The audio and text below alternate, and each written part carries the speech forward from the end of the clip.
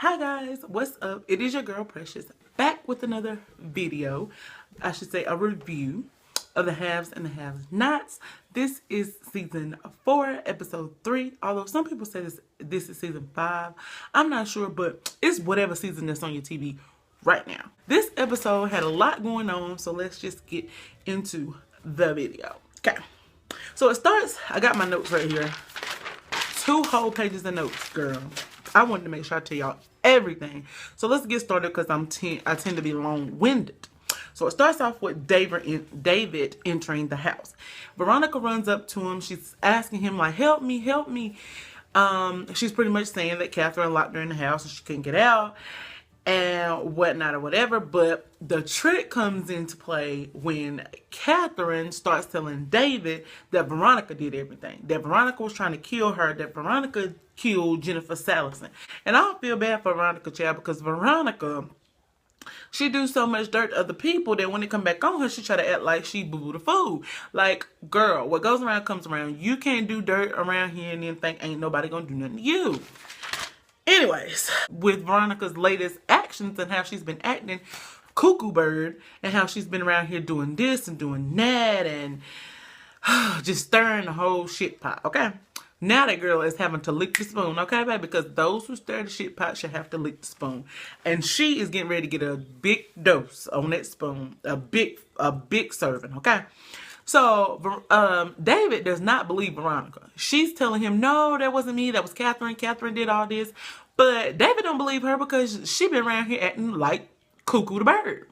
So, she gets a little salty that he doesn't believe her and whatnot or whatever. David brings up the fact, he was like, oh, so this just is like another Maggie. And if you didn't know, like last season, if you weren't watching, Veronica had Maggie killed. Well, you have to go back and read that, okay? I mean, read it. You have to go back and watch exactly what happened. Veronica's like, no, Maggie just was a casualty of war. Anyways, child. So Jim calls and he says that he is out of jail. He's saying, you know, he apologized to the judge and everything. The judge let him out. David tells Jim to come straight home and then to not let the person that is dropping him off come in the house. Just get dropped off and come straight in the house. He's on the phone like, what's happened? Is Catherine okay? He's like, somewhat. He's like, hold on, David, what's going on? He's asking all these questions and he's pretty much trying to rush him off the phone and get him to the house as quickly as possible. So Catherine is like, we must call the cops. We must call the cops. Let's call the cops because there's a dead body in here. We need to call the cops. So, David's like, no, we're not going to do anything. Nobody's going anywhere. We're not going to do anything until Jim gets here. Then the scene changes. Now we are with Candace. Candace gets a phone call from Erica, her friend.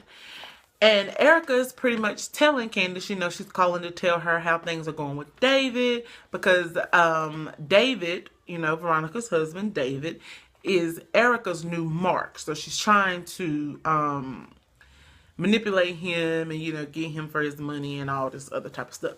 So, but Candace is not here for it. So she got a lot on her plate. She's kind of irritated. She's sort of like being real rude to her on the phone, like, what do you got? What do you want? Like, okay, whatever, that could wait, whatever. She's, you know, trying to rush off the phone or whatever. So then Erica tells Candace, you know, war's getting ready to get out soon. And then Candace is like, wait, hold on, what?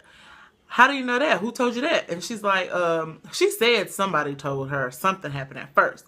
But then later on, as she's still telling Candace about the fact that, you know, war's going to be after you. He thinks you set him up. All this and all that.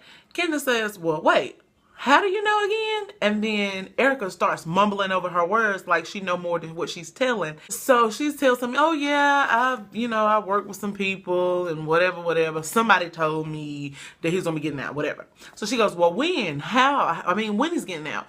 And she's like, I don't know, just soon. So now Candace got more added onto her plate. Now that war's getting out, the police are already searching her house.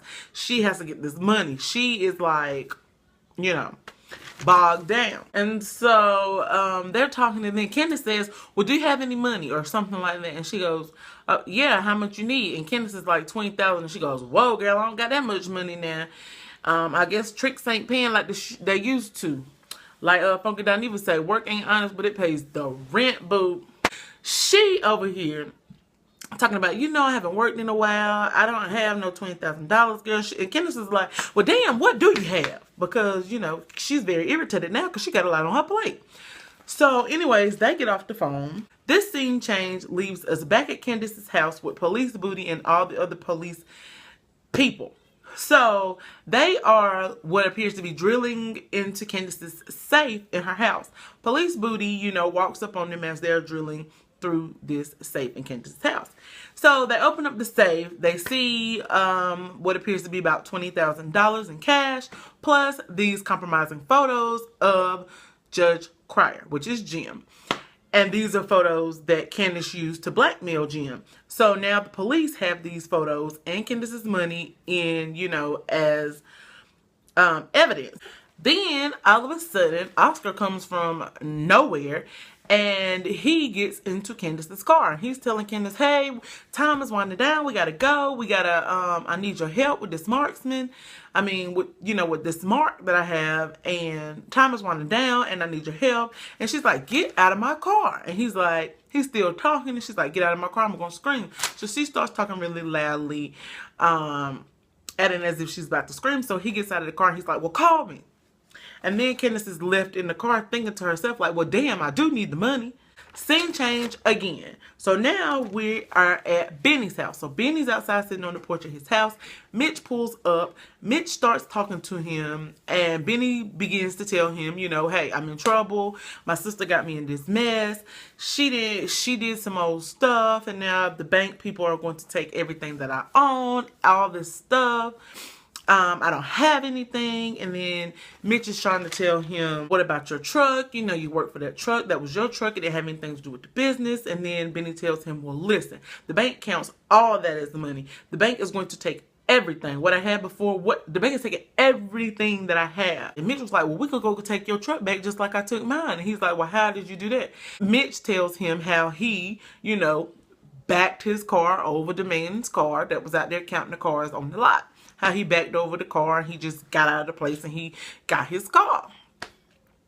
But anyways, he's like, no, I can't do that. Well, we gotta lay low because I'm pretty sure after you done all that, the police is coming. The police is coming. It's kind of hot. So next thing you know, the police show up. Mitch gets arrested. So now a scene change again. And now we're with Jeffrey at the hospital. Candace calls Jeffrey and she's asking him for an update on how the search warrant is going at her house. And she's asking Jeffrey, have Police Booty been in contact with him and if he knows anything about what they find or what is happening over there. And Jeffrey's like, no, he hadn't talked to him or whatever like that.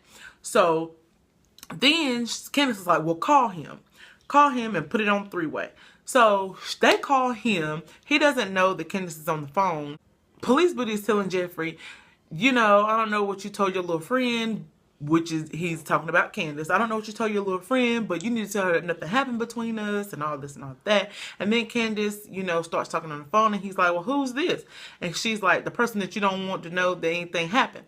So Jeffrey, Police Booty and Candace is going back and forth. Jeffrey tells Candace that she needs to apologize to Police Booty because obviously Police Booty is their only saving grace because he's keeping the police people from finding out the whole story about what happened, what they did to Quincy. So Candace apologizes and then they're talking on the phone and then they can't hear Police Booty. So he's going in and out or whatever. So then you see Police Booty going into the kitchen and he's looking around and he finds a red marker. So he goes out in the back where Quincy is buried, but he goes in another section of the backyard and he goes over there to the hot tub. He takes the red marker and he writes like what would be like blood. He tries to draw like blood on the hot tub to get the police people distracted and to come over there because they're kind of near where Quincy is buried. So he's trying to distract them. So then Police Booty goes outside at where Candace is. So Candace is parked outside of her house this whole time. So he goes outside to talk to Candace. And he tells Candace, well, they found the money and then they found those compromising pictures of Judge Cryer in there. So Candace is, asking him like, well, what's going on? And can you get the money back? Because, Candace need money right now. And he's like, no, I can't get that back, And he's telling her, well, you and Jeffrey need to go. Y'all need to leave. Y'all need to go somewhere else, out of city, out of state. Just go somewhere safe. Candace is telling him, it's okay if you like Jeffrey. Jeffrey's a good guy. It's okay if you like him. And he's like, trying to pretty much tell her, like, cut it out, girl. Now you doing too much. Cut it out. I don't like that boy. I don't like him like that. Now we have a scene change over to Hannah and Benny. Hannah now joins Benny outside as he is still sitting outside on his porch. She's telling him, we need to be packing. We need to gather up our stuff. She tells him, me and Quincy Jr. we are getting ready to go to a hotel. It ain't much, but it's somewhere to stay. We can pay them weekly, whatever. It's somewhere, and I don't want this child to see them coming over here and taking us out of this house. Benny's still on the porch, like, Candace is coming, Candace is coming. This has been Benny ever since this season started. Benny has been pretty much saying, Candace is coming, Candace is coming. So now the scene changes again, and we are back at Catherine's house. Over at Catherine's house, David is tending to the cut on Catherine's arm that she got during the little tussle and bustle that her and Veronica had. So David is over there dressing the wound and bandaging it up and whatever. So Veronica's over there sitting on the opposite couch being real salty, like, I remember when he used to be this gentle with me. I remember when he used to be nurturing and taking care of me like this. And David is pretty much telling Veronica, I'm done with you. Whatever we had before is over.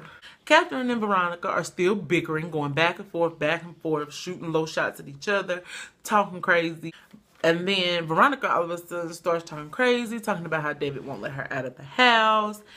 And how he can't do nothing without Master Jim telling him what to do, because we just poor ignorant black people and we can't do nothing without Master. That is also going to be my scene of the week, and I will put it at the end of the video. Then Catherine tells Veronica, you were trying to kill me, whatever. Veronica's like, no, I'm not the type of enemy you want.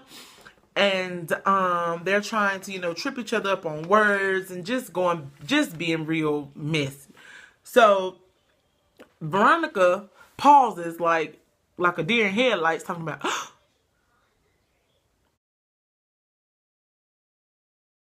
and David's like, woman, you are out of your mind. What are you talking about? Then David says, can you not see that there's a dead body in here on the floor? And Veronica's like, can you not see I don't give a damn? Then Catherine says, oh no. Like, almost in an attempt to I was thinking that she was kind of trying to set Veronica up, because obviously Catherine's prints are on the gun.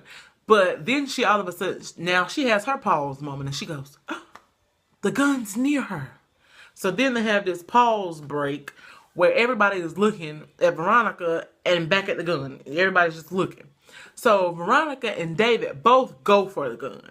Veronica gets the gun, turns the gun on David, which I'm not understanding. Like, girl, why would you turn the gun on your soon-to-be ex-husband instead of turning it on Catherine? Catherine really shot that woman. Catherine is your enemy. Catherine is the one trying to tell David that you did all this. She turns the gun on David. And that, my friends, is where this episode ends. It is very crazy. It's getting good, though. I think this episode had a lot in it and whatever like that. I'm looking forward to next week's episode. So anyways, you guys, I will see you guys next Monday. And if you haven't already, please subscribe to my channel and hit that little bell down there so you can be part of the notification squad. If you haven't already, subscribe, like, and comment, and let's chat down below in the comment sections about this episode, about your thoughts, about your predictions for next week's episode, and everything like that. And as always, I will see you guys next week. Thank you so much for watching. Bye, guys. Call and tell us what to do. He's waiting for the boss man to tell us what to do, because us poor Negroes, we can't do nothing unless the boss man come tell us what to do. Listen, Mr. Jim cry, come tell us what to do. Wow, David. I see why you loved her.